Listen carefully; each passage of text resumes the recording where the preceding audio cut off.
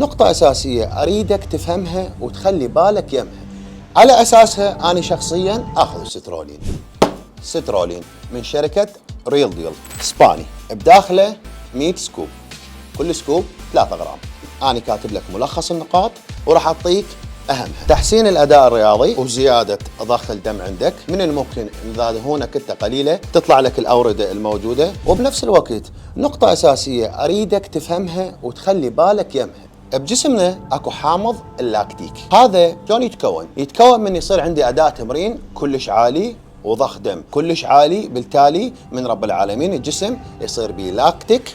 هذا اللاكتيك يحتوي العضلات ويمنعها من التمزق. حتى اطور العضله مالتي من المفروض علي اوخر هذا اللاكتيك بين فتره واخرى حتى تظل العضله مالتي في غذاء مستمر وبالتالي استفاد. هذا المنتج الوحيد اللي راح يوخر لك اللاكتيك وبالتالي عضلتك جدا راح تتطور.